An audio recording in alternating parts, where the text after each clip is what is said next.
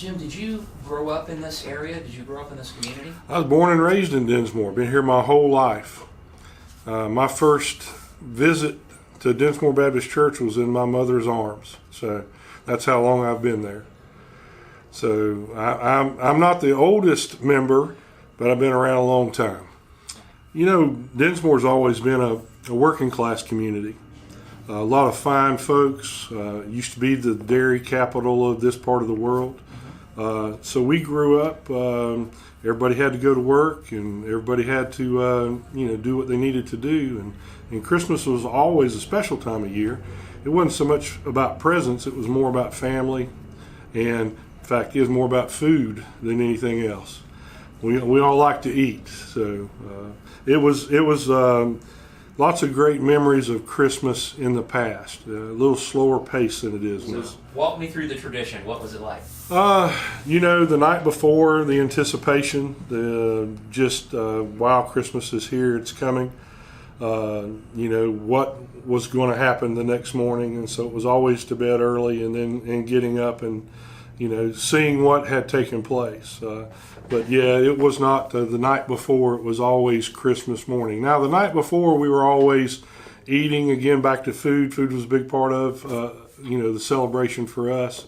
But just enjoying the morning and with the family.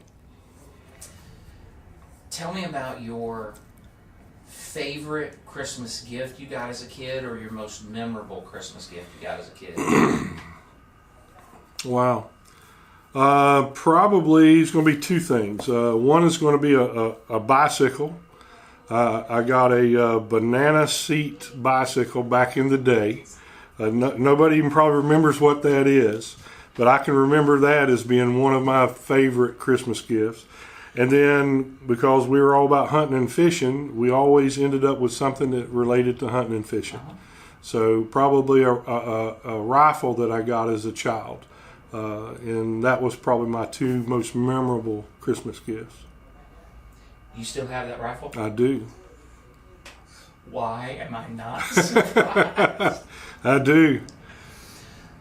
What's the most memorable Christmas gift you've ever given? And what I'm thinking about is maybe one that you had to work real hard to make happen, or kind of get it in under the radar without somebody finding out. Right, something right. Like that.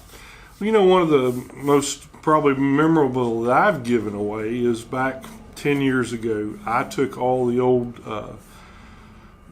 8mm film and I put it on VHS, which is now obsolete. But I gave that away along with some pictures of grandparents and family that no one else had.